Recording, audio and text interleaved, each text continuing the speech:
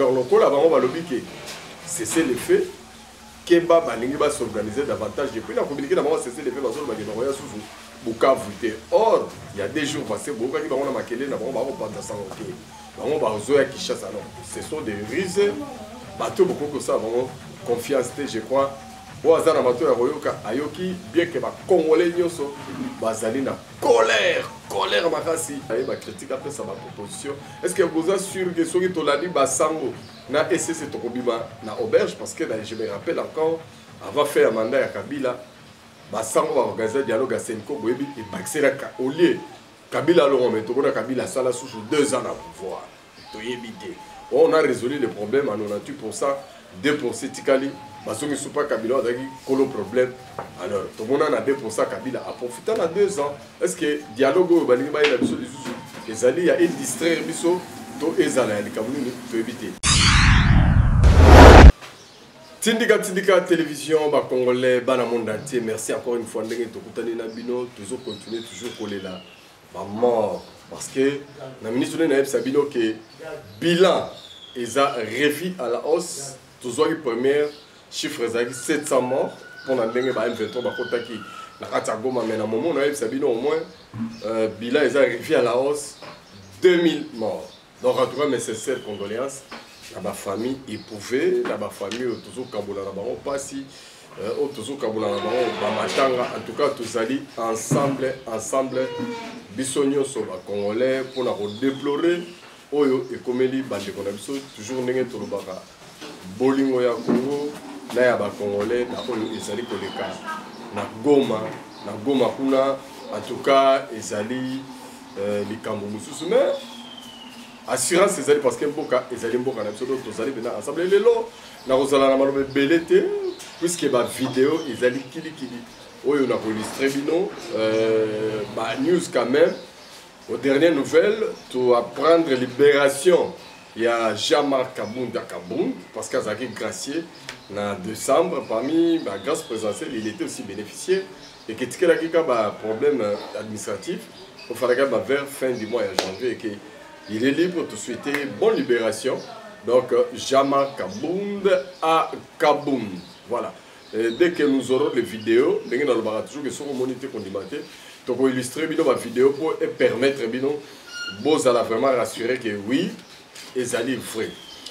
Ça va nous dire que on a Kinshasa, gouverneur de la ville Bumba, Azali pour interdire tout ce qui est comme manifestation. Pour l'instant, parce que la marche à colère va déborder mes amis makasi, infiltrer ma kotaki, copier batu, koboto la batu biloko.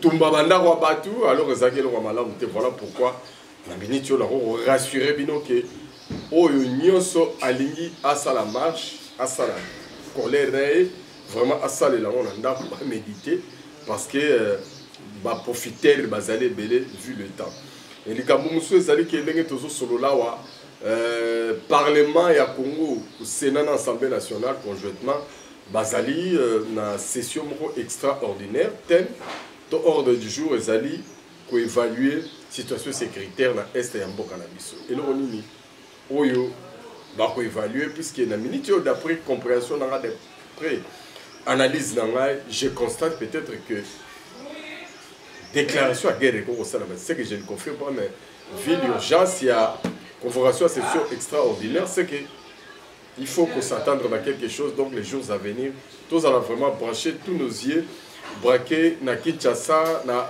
palais du peuple. Sango mususu ezali sommet où ezali prévu d'ici samedi SADC na EAC conjointement et puis ba invité au bazali prévu bazala na sommet wana ezali Paul Kagame na Félix Antoine Tshisekedi Tshilombo président ya République démocratique du Congo président ya ngai na président la biso mais est-ce que arokende to akende parce que tout le monde qui sommet ya SADC écoute yango moko à 100%.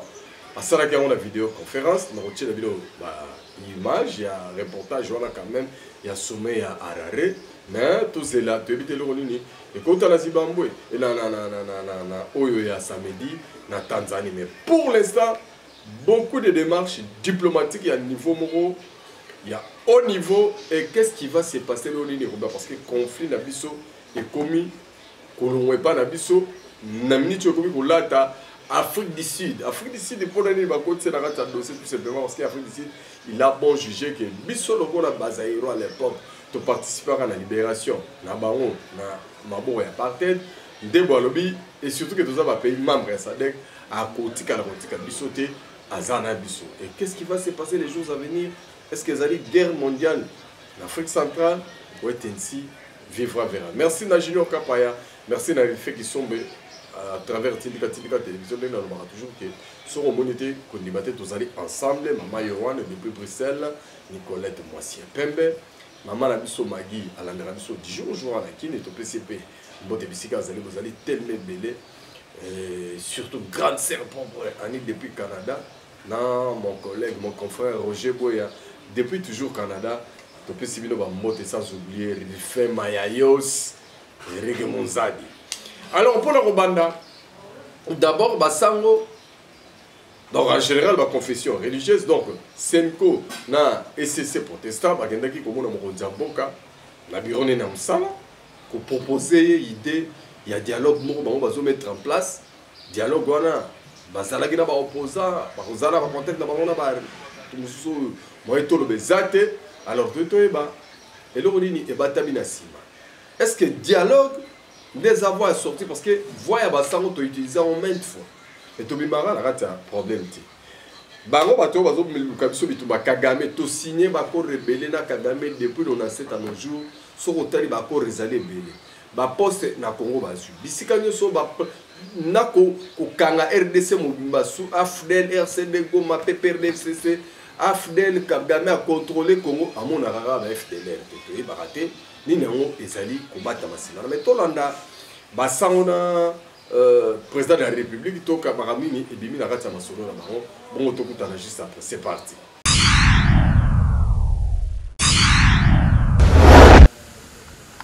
Cette séance de travail est une réponse apportée à la demande pressante formulée par le cardinal Fridolin Ambongo Besungu de rencontrer le chef de l'État et échanger avec lui autour de la situation sécuritaire et humanitaire alarmante causée par l'invasion d'une partie du territoire national par l'armée rwandaise. Dans la suite du cardinal, s'est trouvée une délégation conjointe restreinte de la Senko et de l'Église du Christ au Congo, ECC, avec Monseigneur Fulgence Mouteba, archevêque de Lubumbashi et président de la Senko, les révérends pasteurs André Bokondoa, président de l'ECC, de Monseigneur Donancier Cholet, secrétaire général de la Senko, et du révérend Eric Senga, secrétaire général de l'ECC. Les chefs religieux de l'Église catholique et de l'Église protestante ont présenté et remis au chef de l'État un projet de sortie de crise. Nous avons pris l'initiative, ce n'est pas lui qui nous a demandé de faire ce projet. Les deux églises ont pris l'initiative de concevoir ce projet et aujourd'hui, nous sommes venus le lui présenter. Il a reçu ça avec beaucoup d'attention, il a admiré, il a beaucoup apprécié. Les églises ont estimé qu'à cette étape des événements, il était beaucoup plus important d'amener une proposition concrète susceptible de créer un consensus national. Et ce que nous avons aimé, c'est que le chef de l'État est revenu sur deux mots-clés. Le premier, ce qu'il dit, il nous faut la cohésion nationale. Et le deuxième mot-clé, il nous faut la compréhension commune sur le défi qui pèse non seulement sur la personne de Félix Tshisekedi, mais sur le destin de notre pays. Interrogé sur les silences des princes de l'Église sur l'agression, les prélats se défendent d'être dans une posture de rapprochement des partis. Ce silence se justifie par rapport à ce que nous sommes en train de faire maintenant. Le cardinal a tout de même lancé un message de compassion à l'endroit de la population de Goma. Nous sommes troublés comme pasteurs par la situation que vivent actuellement nos frères et sœurs à l'est du pays. Nous n'arrivons pas à comprendre qu'est-ce que ces gens ont fait pour mériter un traitement aussi indigne de l'être humain et qui dure depuis pratiquement 3 décennies. Pour nous, c'est incompréhensible. Voilà pourquoi nous, comme pasteurs, tout en prenant notre responsabilité à aller vers les uns et les autres pour chercher des solutions à cette situation, nous voulons d'abord exprimer notre compassion, notre proximité et aussi notre solidarité avec nos frères et sœurs qui vivent à l'est du pays, notamment à Goma. Les chefs religieux des églises catholiques et protestantes affirment avoir été motivés par les discours du chef de l'État à la nation lancés sur la cohésion nationale.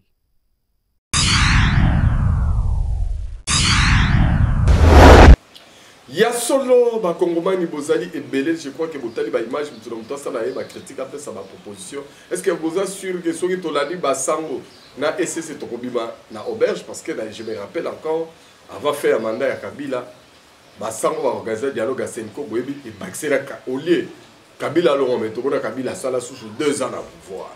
Toyebi te. On a résolu le problème à 98%, 2% tikali. Parce que pas Kabila a un problème.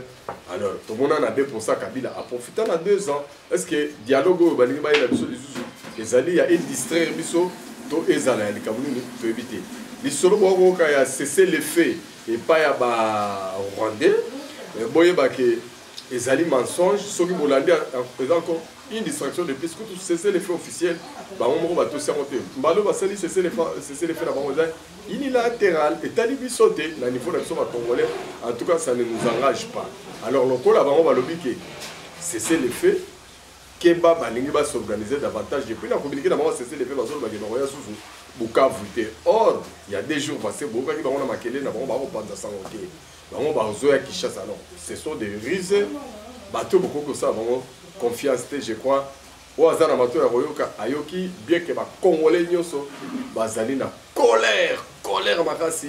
Pour ça, bako dara Rwanda le même jour, bakanga Rwanda pour rattacher comme province de Bissau. Mais si ma ya makambu ya basango na mokonzamboka na lingi na tela bino sommet où les gars na rare ndenge ni zalaki basolo la nini ba chef d'état bazoka na basala ndenge nini tolanda yango e bongo tukutana juste après grâce ya Guilain Kabalundi ya cellule de communication à présidence il y a un temps qu'on va tu en as Jino Kapaya Tindika Bango.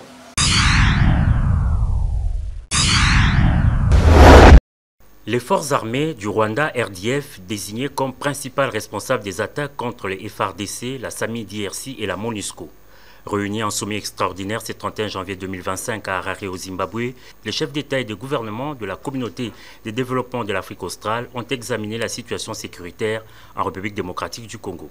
En visioconférence à partir de son bureau de Kinshasa, le président de la République Félix-Antoine Tshisekedi Tshilombo a participé à ce sommet. Après plusieurs heures de discussions à huis clos, le sommet a publié un communiqué final dans lequel les dirigeants de l'Afrique australe reconnaissent que les forces armées du Rwanda déstabilisent l'est de la République démocratique du Congo. Des informations récentes sur la situation sécuritaire régnant dans l'est de la RDC ont été communiquées au sommet qui a pris note avec inquiétude des récentes attaques menées par le groupe armé M23 et les forces armées du Rwanda RDF contre les forces armées de la République démocratique du Congo, la mission de la SADC en RDC et la population civile dans diverses zones de la province du Nord Kivu, indique ce communiqué en son point 4. Le même communiqué poursuit au point 7. Le sommet a condamné avec la plus grande fermeté les attaques menées contre le troupe de la SAMI-DRC par le M23 et les forces armées du Rwanda RDF opérant dans l'est de la RDC, car ces actions violent les cessez-le-feu conclus dans le cadre du processus de Luanda le 30 juillet 2024 et compromettent la paix et la sécurité de ces pays et de la région de la SADC. Le chef de l'État a présenté la situation de la ville de Goma envahie par les troupes rwandaises, causant une détérioration de la situation sécuritaire et humanitaire, ainsi que la violation des droits humains à la suite de massacres de nombreux innocents et la profanation des corps sans vie au risque d'épidémie. Le président Félix Tshisekedi a demandé le renforcement de la SAMI-DRC et a plaidé pour l'obtention du retrait des troupes rwandaises du territoire congolais afin de mettre en place un plan de contingence. Le chef d'État de la SADC ont exprimé leur solidarité envers le peuple congolais et préconisé la tenue immédiate d'un sommet SADC et EAC afin de réfléchir sur la manière de trouver une solution efficace à la situation sécuritaire dans l'est de la République démocratique du Congo.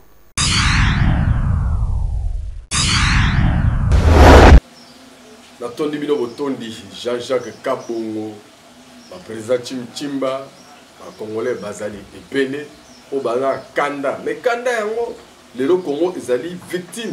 Il y a brassage, na mixage, parce que au sein des FARDC, très chaque jour, bazo paraître. Parce que tous les battés, à qui faire confiance.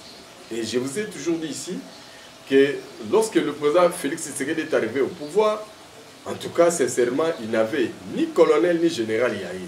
Oh, nous sommes à travailler, à travailler, on a compte que Bazali, mais malheureusement, parmi les généraux et les colonels, quand même, Mingi, bazo ba pété na bango na fonction na bango na aval ya Kagame, bazo ba pété na bango na ba grade naval ya Kabila. Alors ba perdre ba contacter, bazaka en contact na bango, ndé oyo ils ont peu sa faiblesse ya armée na biso. Mais sinon bana oyo bazu formation oyo bazana makasi ya bitumba ya rosakanate ni tété ba trahison. Sans pas trop de la trahison, bato musu bango na kalola to sala ramasse qui mais cette image a déjà fait le tour du monde dans les réseaux sociaux partout. Bomoni un major ya FARDC ba soda na ye bango ba ko betaye ba makofi na mutu ba mbata ba kange ba kachi ba kamole mongongo asanza carte sim oyoye a communiquer kana ngona ba Rwandais puisque ba tebeli ba monaka quand on vient parler beaucoup nous traitent de distraits to l'exalaire to rêver biloko to loba voilà. Alors suivez d'abord cette courte image et puis on se retrouve juste après. C'est parti.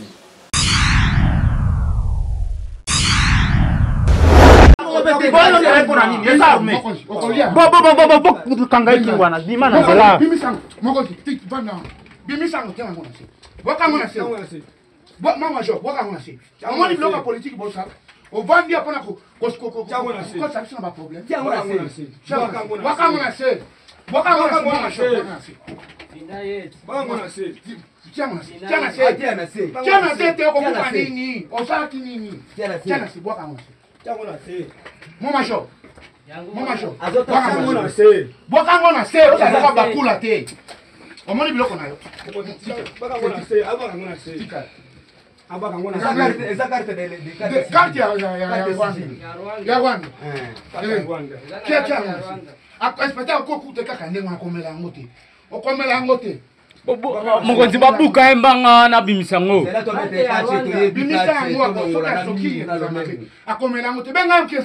Bake déjà obenga embanga. Rwandais.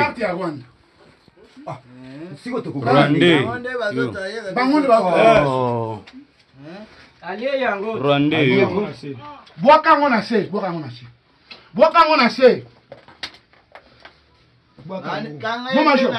Aokomela ngote. Na fini yango za Mon major, tika. Sanza yango. Sanza yango.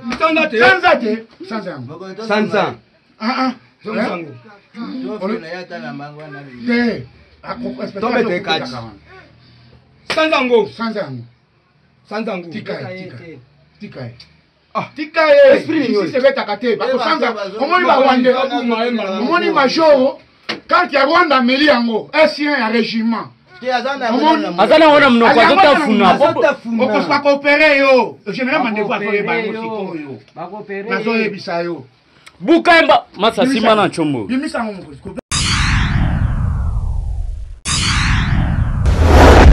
Mikolo yo Congolais nyonso na cadre bolingo ya Congo na ya ba Congolais kengela périmètre na yo tala place ozali.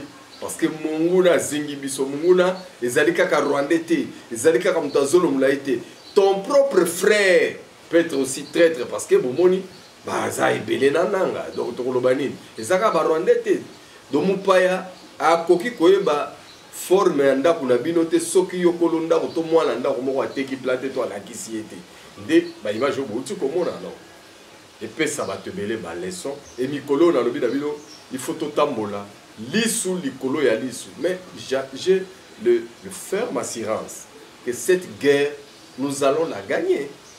Bien qu'on a perdu la bataille, puisqu'on a perdu Goma, ce qui veut dire qu'on a perdu la bataille. Mais la guerre, on va la gagner parce que mon konzambo a dit que riposte est vigoureuse, à la hauteur, puisqu'on a bien coordonné. Et c'est ce qui se prépare. Bien qu'il y a un homme de Dieu que je vais citer son nom, la personne, il y a un prophète Conde Dominique, qui a église Liloba, un lobby qui fait la paix, prépare l'amour. Voilà la église. Mais Bisson a battu qui fait la paix, prépare la guerre. Quand bien même, Dieu est au contrôle avec nous. quand on parle de Dieu, beaucoup trouvent ça des aventures. Même Israël, Oyo, Bino Bosambela dans la Bible, partout, autant que Bomoni, Akoko Tabituma, Obunda pour la défense et intérêt. De la même façon, nous aussi, au-delà, il y a Osambela, au-delà, il y a Comité Panzame, parce que nous avons mémoire le qui est de toi, le ciel te dira. Donc, Bissomoro, au-delà, Osambela, il faut Tomi Pesamakasi, na armée na biso, Tomi Pesamakasi, na Maramosa, comme la biso, pour te ba, Ndegenini, Yakobima, au bout du tunnel, quand même, nous avons beaucoup d'assurance que Tokolonga et tout le monde. Parce que Bandeko, au-delà, il y a Goma, ils ont pillé Goma, ba moto, ba voiture d'élite, biloko bateau et Koti Kigali. Alors, la question que je vais poser à mes frères congolais qui ont accompagné Rwandais, est-ce que là, les zones où ces Rwandais occupent, est-ce qu'il y a vraiment de ce qu'on appelle la démocratie, il y a la liberté, les gens sont bien, les gens vivent bien, ça va tout à l'heure. Alors, il y a des jeunes qui armés, qui mobilisés, et un poids lourd, il y a une sacrée à la personne, il y a vice-ministre, ministre, il y a transport, à la personne, il y a Jean-Pierre Bemagombo, à Zubatonné de pèlerins, à salir parcourir le Congo, après étape, il y a la grande province orientale, et il y a l'Équateur, c'est quoi ça la province orientale, plus précisément, il y a Tchopotala, on les Kagi, Maramni, Nezaruna, Landa Tokutana, juste après, c'est parti.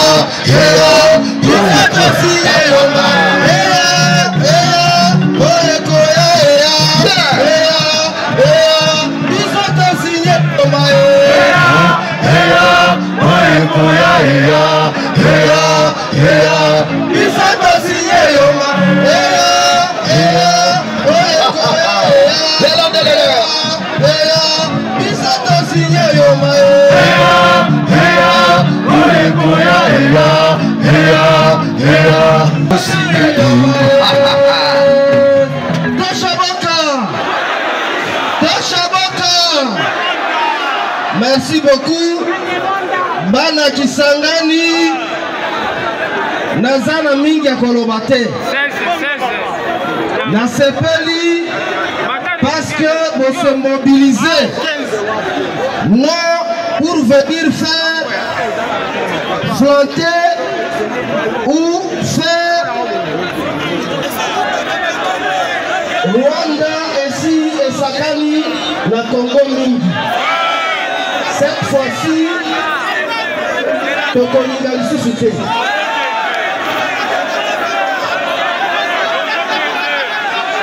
Vice-ministre, Barachopoye, vice-premier ministre, il y a transport. Excellence Jean-Pierre Bemba.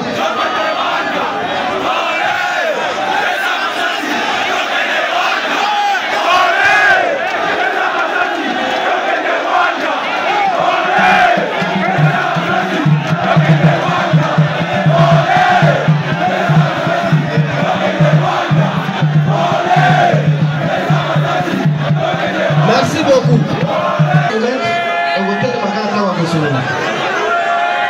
Donc, Mana Chopo,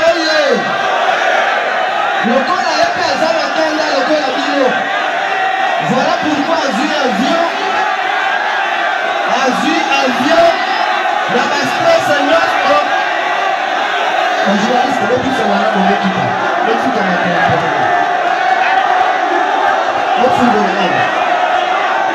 caméra au ventre de filmer du sol. Mon frère, descendez là-bas, non, descendez là-bas. C'est quoi ça?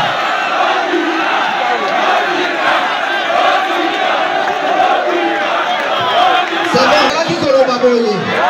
Ezali pour la séparation, ezali pour la promenade de terre. Et le konyoso ezalaka na ebandeli pe na suka. Maintenant ou jamais, bino bana chopo bolinga lisusu bakambo wana awa te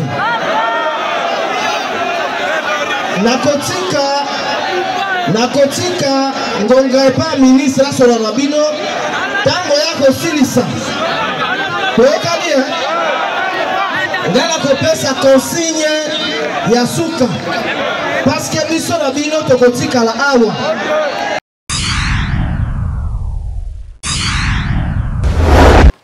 Voilà, donc bala qui sangani boyoma singa mwambe bomoni ndenge baye ko répondre oui massivement en dehors ya bango boye bake bala kasai ba telemaki bala maniema ba telemi donc ba province na biso nyonso ezali en ébullition ba wazalendo ya maniema ya Bukavu ba telemi partout ba jeune mbaloyo en tout cas ekozala bendabika Rwanda fois pikapede parce que ils allaient début il y a révolution donc le prophète Moïse Ndengela a rassuré qu'ils allaient début il y a révolution et aux alaya munene poto kanga Rwanda toi annexé et pas la biso ils allaient très égaté mais encore t'en as doute quand même Rwanda toujours commissariat 27e province les jours à venir parce qu'à partir du mois de mars on a remonté voilà pourquoi ngai naza l'assurance que tokolonga bitumba oyo et puis tokozwa paix moro durable et puis paix autozozoa les alliés développement ya RDC année 2025 makambo wole belé toi juste une étape à traverser du désert étape on a le bac de tozala des difficultés depuis décembre novembre on a annoncé que bino de janvier à mars toza RDC on a difficulté makasi ba koluka nyonso ba affaiblir le président na biso c'est ce qui se passe mais au-delà il y a appel il y a président les Congolais bazali pena ini donc du Congo à l'extérieur partout mobilisation ils allaient pour preuve Paris Bruxelles batikala ki simate président Chikito Michachino président Chimchimba président Jean-Jacques Kabongo Kiki Kezon ya maman Bibiane BBC sans oublier venanga Tumba collège depuis Allemagne na ya maman Laurence donc bino tout mobondo faut na mundele pe ayoka à comprendre que en tout cas, la situation est dans le Congo, ils ont mal embêté. Et voilà pourquoi on a CPD sur davantage de façon que tout bataki au Betakara, effectivement, les lignes ont tellement bougé, la diplomatie est tellement marche pour que la situation est dans la décante. En tout cas, tous aspirer la paix très très durable. Oui, puis quelque chose pour Balbara, quelque chose malheur est bon. De chute Yagoma et permettre Marambo Belé. C'est Dieu qui l'a permis. Et vous allez voir les jours à venir combien Dieu va intervenir parce que tellement traîtrise l'équipe, Makas n'a pas politicien, n'a pas armée, partout, n'a pas administratif. Donc, maintenant, nous avons Moro à côté du Congo. Et pour votre info, les généraux qui m'ont abandonné Goma, 5 Nabango, ils déjà dans ma service à renseignement, déjà. On a au moins 3 généraux FARDC avec 2 généraux de la police. On a mis Choyo. So batindi on a fonction, batindi on a mission na bitumbato na makambo. Ko abandonner te pourtant on abandonner wa mokangani. Été à batebele o bazali en connivence na ennemi. Tous allés ensemble na cadre bolingo ya Congo na Congolais na sepeli makasine bozaki belé pour na kolanda biso, mais tout ka la focus et surtout na prière pour na mokontiamboka pe pour na mboka na biso parce que pero toujours courir. Tout est possible, même il y a élimination physique, il y a Mokondiamboka, parce que Kagame vous a dit que Moutazo posait problème dans la minute, c'est Tshisekedi. Vous savez pourquoi il a dit que c'est Tshisekedi qui pose problème? C'est parce que Tshisekedi vient de refuser ce que les autres acceptaient. Qui étaient ces autres-là? Lorsque Mobutu avait refusé, Mobutu, Moïbi Sornaï, lorsque Mouzé est venu avec Bakabouani, lorsque vous avez respecté refusé de respecter la clause Nabango, et Joseph Kabila, quand il est venu, il a tout accepté. Et c'est pourquoi vous l'avez vu faire 18 ans à la tête de notre pays. Mais là, président Tshisekedi n'a que 6 ans. N'a que 6 ans à la tête du pays. Tina Kagame a reproché président Nabiso que Azali démocrate, comme si chez lui tout va bien. Maintenant, Mboka Oyo Bazui. Bokani combien de FDLR au Baké Rwanda. Démocratie, beaucoup d'ici, Balouchana, Banani, au Balobaka trop, Batombole, la Rabiso, Mingo, Réunion sur Rotoyo. Est-ce que Baza capable de Bakuna Bakani, c'est Baoni Sominoro. Maintenant, à quoi vous attendez ça? C'est quelle libération? quelle libération bazo payer na mboka na bato wana bakumba mituka ba moto biloko bato bakumba ngomba on a Rwanda kaka même comportement ba fichaka tango ya fidèle au bokaki j'ai l'impression que les jours à venir quelqu'un parmi bato ya AFC moko ko salela sur na documentaire il pas relâché loko la muza la chaka afdel c'était conglomérat d'aventuriers. J'ai comme l'impression que les jours à venir on va encore écouter cette phrase-là, avec l'AFC, et les gens viendront nous dire encore que l'AFC, c'est un conglomérat d'aventuriers. Parce que Bitumba Oyo, Bazo Bundisa Tshisekedi te. Bitumba Oyo, Bazo Bundisa Bafar DCT. Bitumba Oyo, Bazo Bundisa Ndebiso Ba Congolais. Parce que ceux qui pour la Tshisekedi, na Far DC, en tout cas, na ba gouvernement le cas. Mais le Bitumba, c'est là parce que Kabila Kotsara ba soda on est sur la carte armée na biso. Mais bon moni que baton na raté, bazo ba poste baton na raté. Et encore une fois, Bolingo Congo, Nyaba Congolais. Merci à Junior Kapaya, merci à Réflexion, mais merci à Congolais. Il y a un monde entier qui a vraiment assuré que victoire de Rosala Nanga Bunabiso et que guerre va tout gagner. Car on a perdu la bataille, mais la guerre, on va la gagner. Bye bye.